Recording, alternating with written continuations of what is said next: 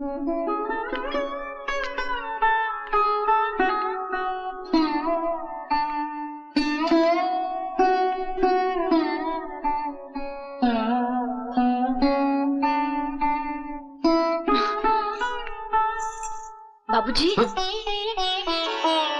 क्या कहा कृष्ण प्रसाद ने? अरे कहेगा क्या, वो खुद दीपक को छुड़ाएगा। आखिर वो भी तो किसी का बेटा है, वो भी तो समझता होगा कि बेटे पे हुए अन्याय बाप को किस तरह रुलाते हैं। उन्होंने कहा क्या बाबूजी? कहा ना वो छुड़ा देगा। बाबूजी,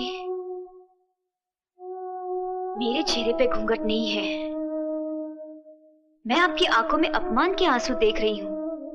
कोई ऐसी कड़वी बात आप सुनकर आए हैं जिसे कहते हुए आपकी जबान आपका साथ नहीं दे पा रही है।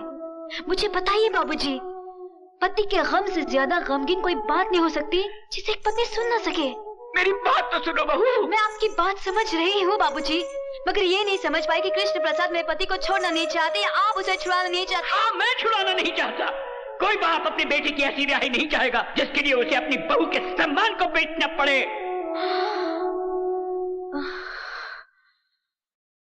बस बाबूजी, मुझे कृष्ण प्रसाद का संदेशा मिल गया। कृष्ण प्रसाद ने आपके बेटे की रिहाई के लिए बहू की जमानत मांगी है ना? नहीं बहू, तुम चौखट के बाहर कदम नहीं रखोगी। मेरा पति जेल में है बाबूजी, मैं मर्यादा के दायरे में खड़ी होकर अपने पति पे अत्याचार होते देख नहीं सकती। नहीं देख सकती, मैं नहीं देख सकती। बहू, बहू।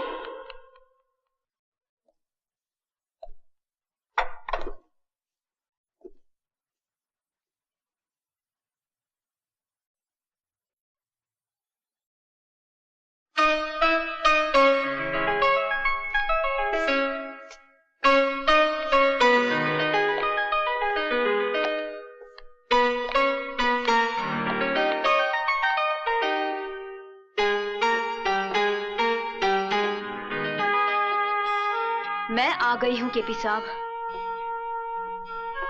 मगर ये मत सोचना कि मैं तुम्हारी मर्जी से आई हूं। मुझे यहां मेरी मजबूरी लाई है।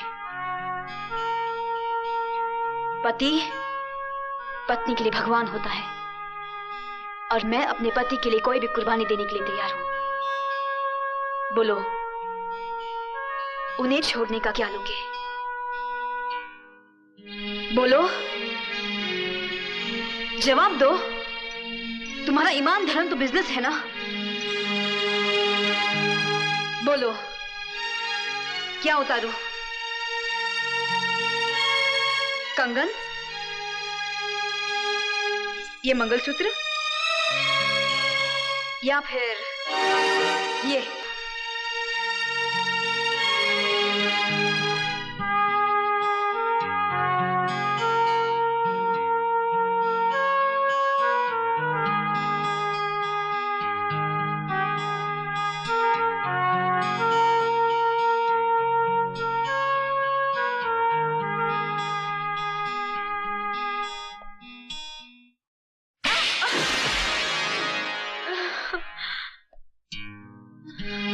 तुम क्या समझती हो मुझे तुम्हारे जिस्म की जरूरत है? तुम्हारे शरीर की भूख है मुझे?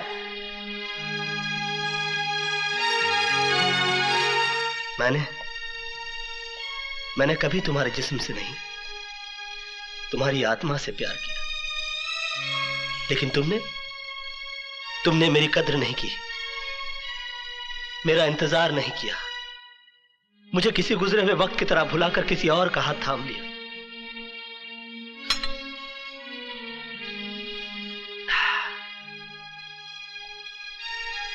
प्यार हम दोनों ने किया, मगर तड़पना सिर्फ मेरे नसीब में आया।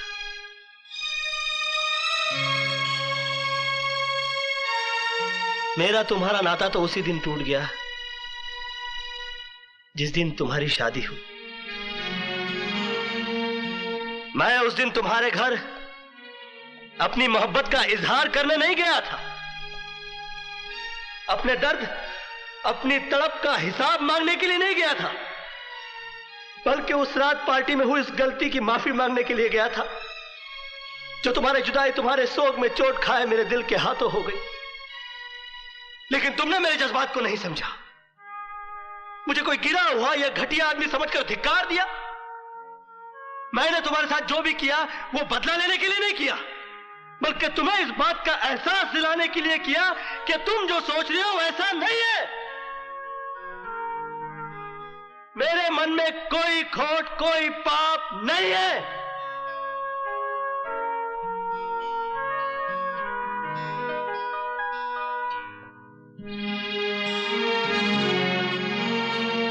मोहब्बत का दर्द बड़ा जानलेवा होता है पूजा जी।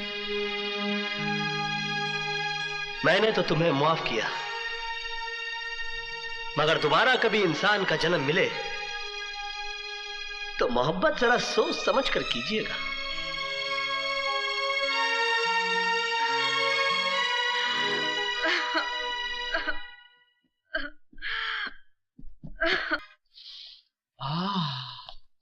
प्योर घी, प्योर फ्लावर्स, प्योर मैन। दीपक बाबू, जेल की रिहाई बहुत बहुत मुबारक हो। मुंह मीठा कीजिए। मुझे मालूम था कि आप ज्यादा दिन जेल में रहने वाले नहीं हैं, क्योंकि जिसकी धर्म पत्नी इतनी खूबसूरत हो, जवान हो, उसके लिए क्या जेल, क्या पुलिस, क्या कानून। क्या मतलब? मेरा मतलब है कि आपकी धर्म पत्नी पूजा देवी ने अपना सब कुछ अर्पण सर्पण करके आखिर आपको जेल से रिहा करवा लिया। हरामजादे! अरे मेरी गर्दन क्यों पकड़ रहे हो? पकड़नी है तो केपी साहब की पकड़ो, जिनके बेडरूम के अंदर आज तक आपकी धर्म पत्नी पूजा देवी की तस्वीर है और वो हर रोज उसकी पूजा करते हैं, आरती उतारते हैं। जाओ बालक जाओ। रामा रामा।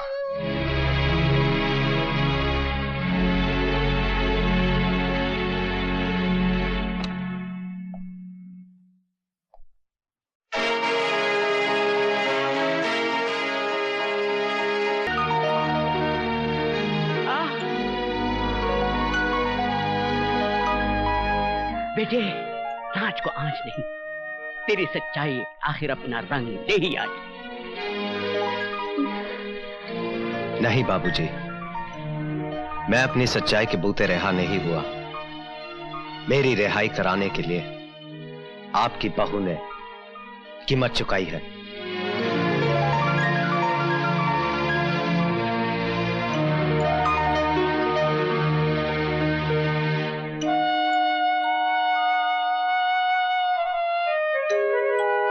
तेरी आंखों में आंसू मेरी रिहाई के हैं या केपी से ना मिल पाने के दुख के? दुख के ही होंगे, क्योंकि तू कृष्ण प्रसाद से प्यार करती है। नहीं दीपक, ऐसा कुछ भी नहीं है, ये सब झूठ है। पहले मैं भी इस बात को झूठ समझता था, लेकिन जब उसके कमरे में मैंने तेरी तस्वीर देखी तो मैं समझ गया कि आखिर इतनी आसानी से मैं कैसे जेल से छूटा।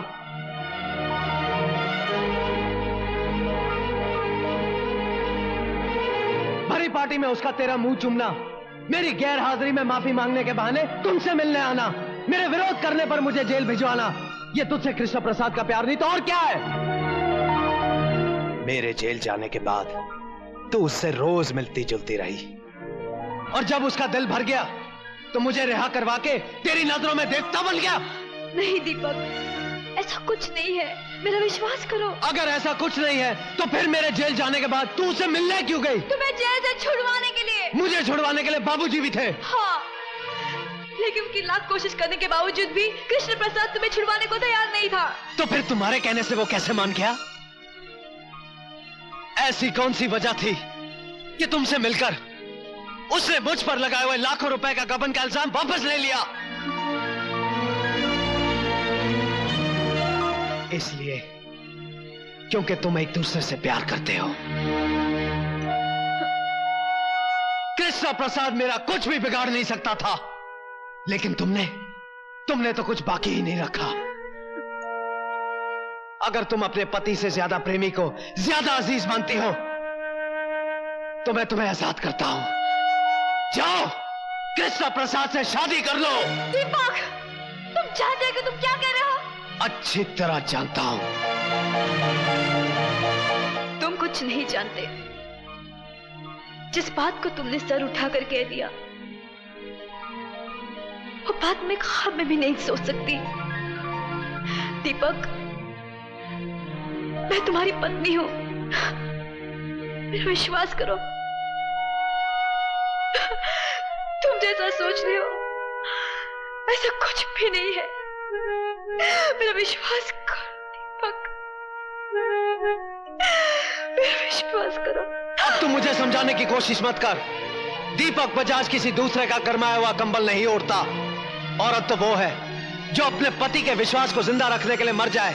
पति की गैर हाजिरी में किसी प्रेमी का कॉल पूरा करने वाली औरत पत्नी नहीं, कुल्टा होती है। और कोई मर्द किसी कुल्टा के मांग में अपने नाम का सिंदूर बर्दाश्त नहीं कर सकता।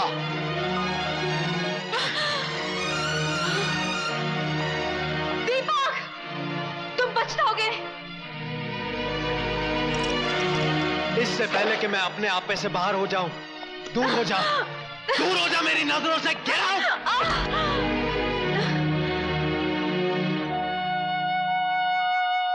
दीपक, औरत उस वक्त तक सीता सावित्री होती है जब तक उसका पति राम और सत्यवान होता है।